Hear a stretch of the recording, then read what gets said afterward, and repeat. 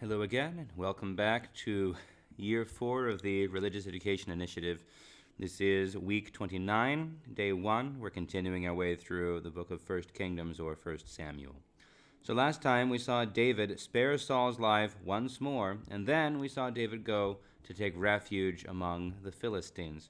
We saw that they even granted him a town of his own for him and his men and their families to live in, and that he then spent his time going out and attacking the longtime enemies of Israel, while claiming to the king of the Philistines that he was actually attacking Israel and making himself odious to his former countrymen.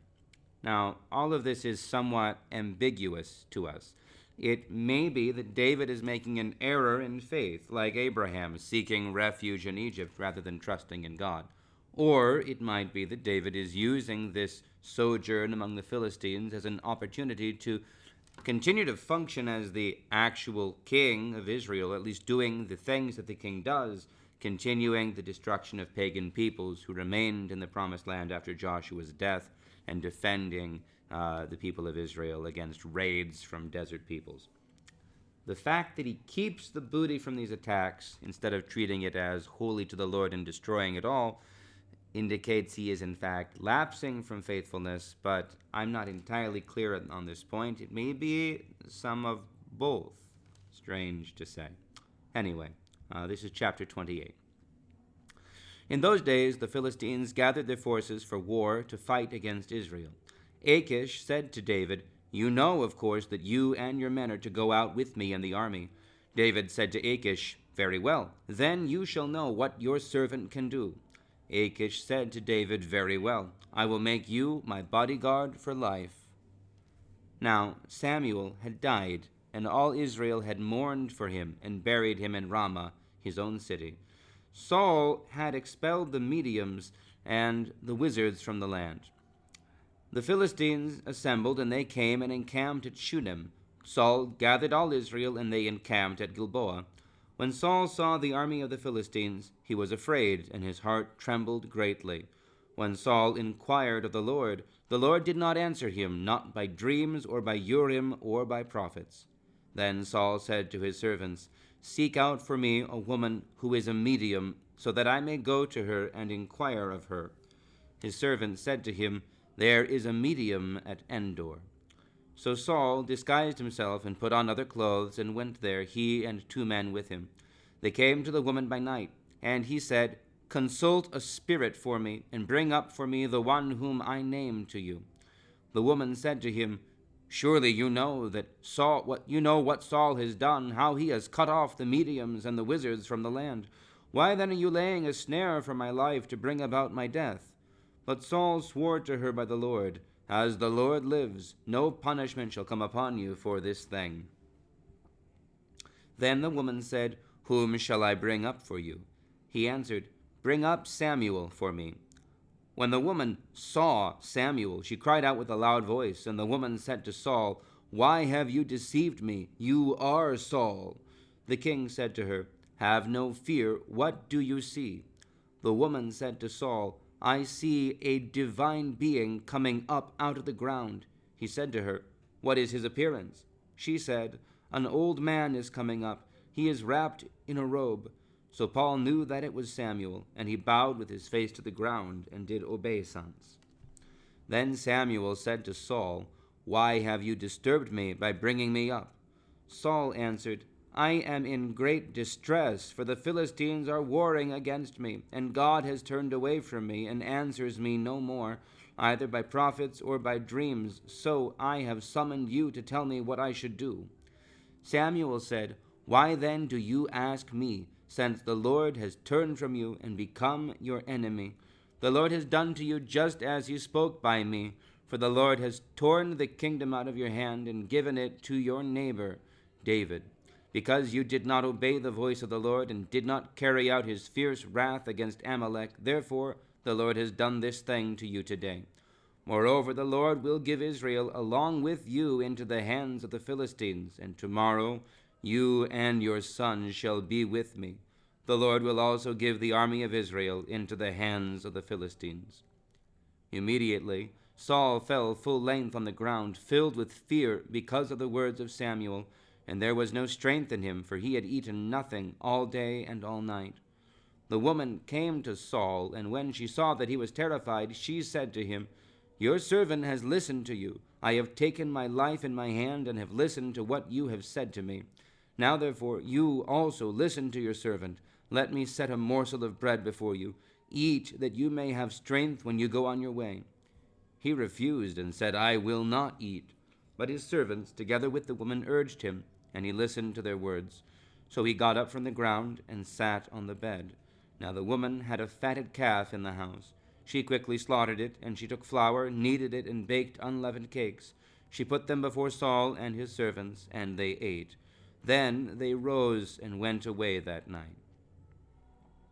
Now the Philistines gathered all their forces at Aphek, while the Israelites were encamped by the fountain that is in Jezreel. As the lords of the Philistines were passing on by hundreds and by thousands, and David and his men were passing on in the rear with Achish, the commanders of the Philistines said, What are these Hebrews doing here? Achish said to the commanders of the Philistines, Is this not David, the servant of King Saul of Israel, who has been with me now for days and years? Since he deserted to me, I have found no fault in him to this day. But the commanders of the Philistines were angry with him.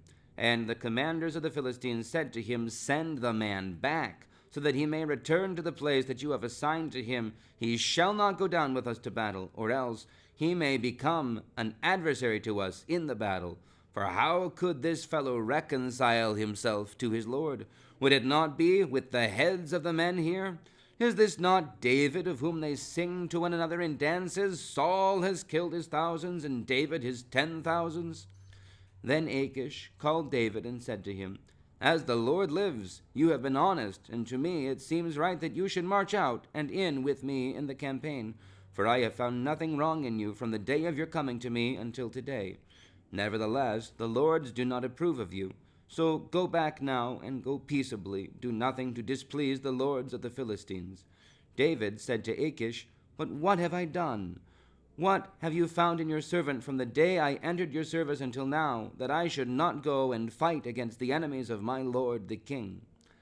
Achish replied to David, I know that you are as blameless in my sight as an angel of God. Nevertheless, the commanders of the Philistines have said, He shall not go up with us to the battle. Now then, rise early in the morning, you and the servants of your Lord who came with you, and go to the place that I appointed for you. As for the evil report, do not take it to heart, for you have done well before me. Start early in the morning, and leave as soon as you have light. So David set out with his men early in the morning to return to the land of the Philistines. But the Philistines went up to Jezreel. Now there's actually a great deal in this passage that is obscure to us or strange to us or confusing. So there are a couple of points I want to make, just so we can understand what's happening as much as I understand. So first, David is with the Philistines, and that means he'll fight with the Philistines against the Israelites. That's strange. So the question we have to be asking, and the text doesn't answer for us, is, does David intend finally to raise his sword against Saul and his kingdom and his people and the men that he has led in warfare when he was Saul's general, and to do it together with the Philistines, the enemies of Israel? Or is David, in fact, intending to do exactly what the Philistines are concerned about and turn coat on the Philistines at the critical moment of the battle and save Saul and Israel and Saul's kingship in Israel once again? Is this all a long plot, a long plan by David to stay safe from Saul for a period of time and then reconcile himself in the most spectacular way? I could be convinced either way, but I think that second point makes more sense of the David that we've seen.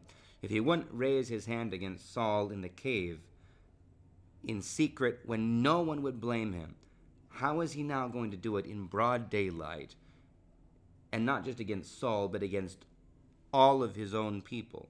It doesn't make sense.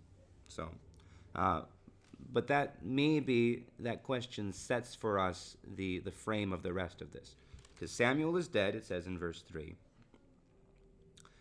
And that's the first thing. Samuel, the one that Saul would normally have gone to ask for the word of the Lord. And then, when Saul was trying to win back God's favor at some point, he expelled all the fortune tellers, the mediums and the wizards, the magic people and the necromancers, the people who would talk to the dead, right? So that's the next thing. Samuel's dead, no word from God that way. Saul has kicked out all the other fortune tellers, not all the other. Samuel was a true prophet, not a fortune teller.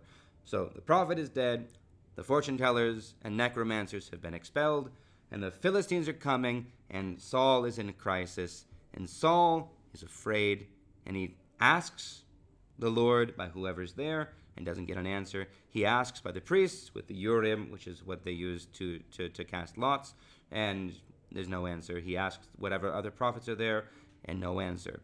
So Saul is desperate.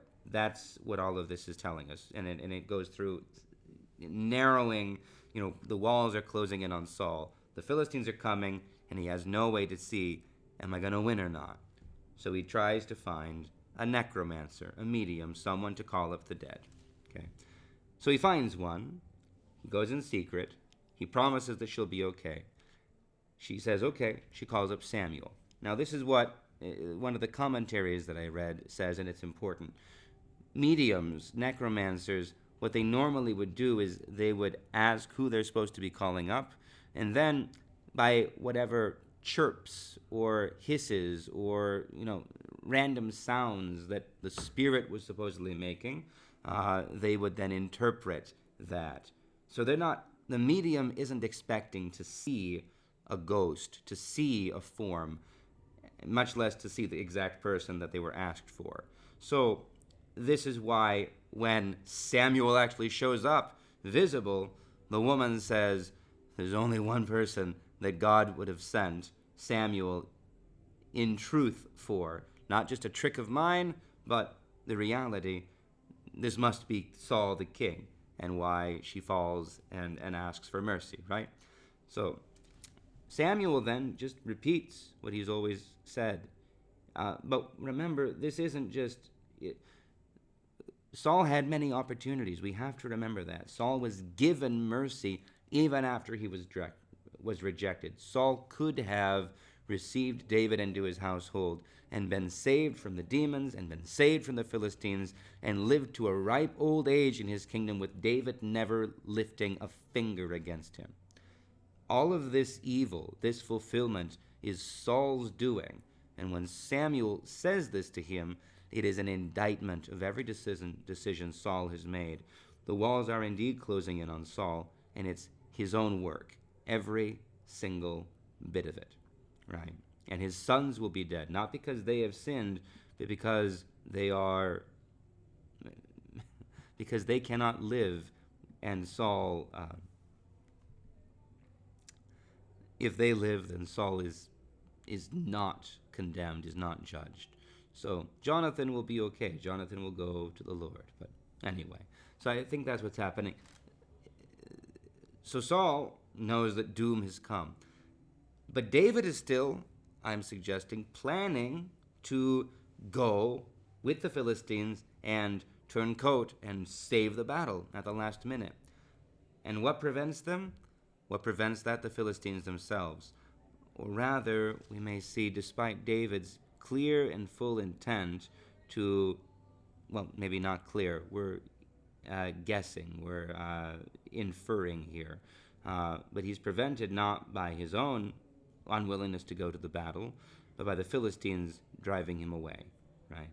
So with David driven out by Saul and driven out by the Philistines, so that David isn't allowed to be at the battle, Israel is going to lose, and the judgment that has been ordained for Saul will come to him. I think that's the point. But again, Saul was given so many opportunities for repentance, and this is for us, this must be a cautionary tale. This is what it looks like when we cut ourselves off completely from God's mercy. So, on that sobering note, we'll wrap up for this week. God bless you all, or rather for today. We'll see you for day 2 shortly. God bless you.